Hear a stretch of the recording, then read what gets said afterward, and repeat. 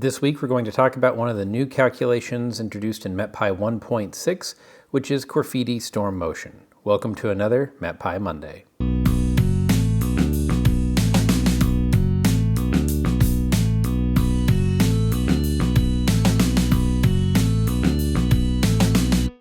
Hello, I'm John Lehman, a software engineer for NSF Unidata. This week I thought we'd take a look at one of the calculations that was introduced in MetPy 1.6 that we haven't talked about yet, which is the Corfidi storm motion. This is used to predict the propagation of an MCS, and it has an upwind and a downwind prediction. So from the original paper, I found this table that shows a number of cases, and in this case we're looking at the downwind result, and they've got forecast and observed storm motions here. So this gives us a big set of case studies that we can look at. I'm just going to pick one, but we could of course run through all of these and try to do things like reproduce this or reproduce it and tweak parameters. But I'm just going to look at this last case down here, which is on August 16th, 1997, 12Z DTX.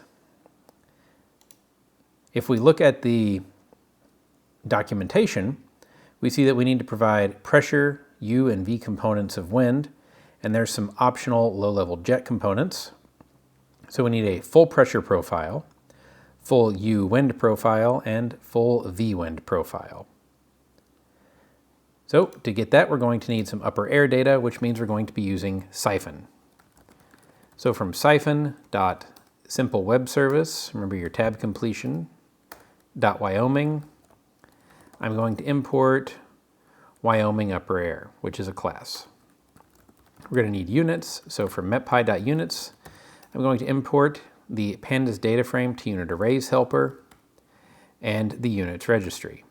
Since we're going to be dealing with times, from date time, I'm going to import the date time object. And finally, I'm going to import pandas as PD. So if I wanted to structure this in a nice way that I could maybe reuse it and run all of those case studies if I wanted, we might make this a function. But for prototyping, first, we're just going to start out by writing it out straight, getting our code how we want it, and then we can go back and maybe make that a function if we want to. So we know that we're going to need a date time with our event, which was 1997, August 16th. We're looking at the 12Z sounding. Going to need a station, DTX, and then we'll get our data by looking at the Wyoming upper air object and calling request data with date and station. All right, we get a warning there just because we're adding a units attribute to that in Siphon. And then here's our data. So just looking to make sure, did we get data back? Is it the right station? Is it the right date time? Everything looks good. So now we're going to need to do some calculations. So I'm going to import metpy.calc as mpcalc. Before we can actually do any calculations, we need to make sure that we have units attached. And that's where the pandas data frame to unit arrays helper comes in.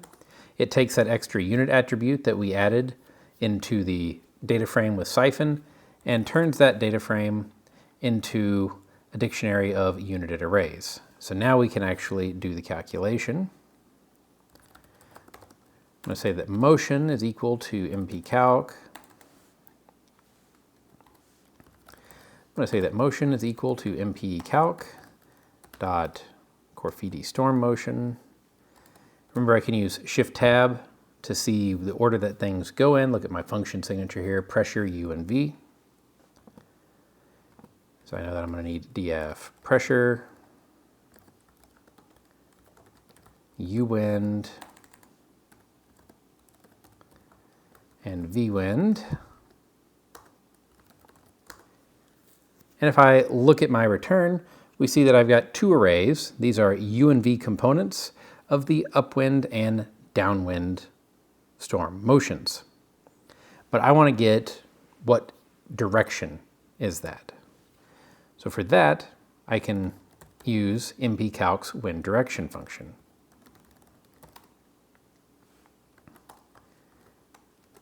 If we look at it, it takes u and v in that order. So I know that motion 0 is my upwind, u, and v.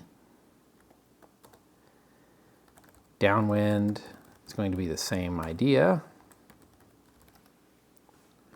Wind direction, motion, u, and v. Oh, we forgot a parenthesis there. Now if I print upwind and downwind, we can see that our predictions are 233 and 254 degrees, which is relatively close to what's in the original paper. We could also look at the wind speeds if we wanted to. In the paper it says that we're looking at the downwind propagation, so I'm just going to calculate that. Wind speed, which takes u and v, and that's going to be the same u and v as here. And we get 50 knots, which is also relatively close to that original paper figure.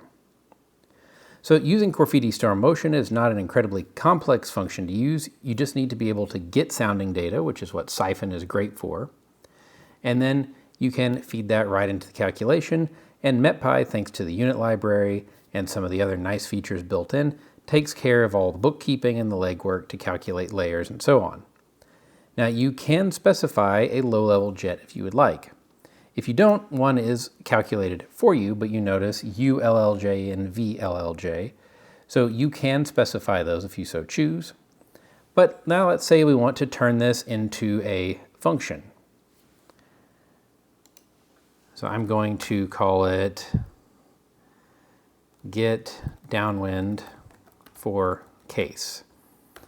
And it's going to take a date and a station. Because we know that table in the paper is all downwind cases.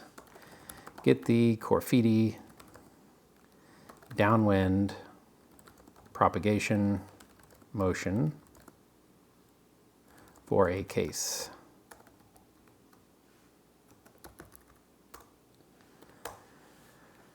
Okay, so now we're going to go up here and grab the code blocks that we already have.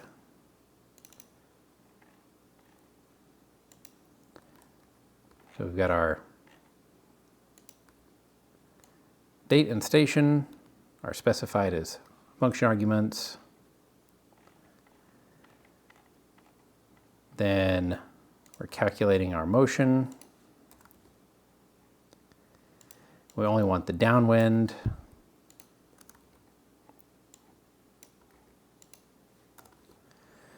So we're going to call this downwind direction. We're going to call this downwind speed. And then we're going to return downwind direction. Oop, I have a spelling error there. And downwind speed. Take out our extra parenthesis. And now we should be able to call get downwind for case with our date and station we defined up above.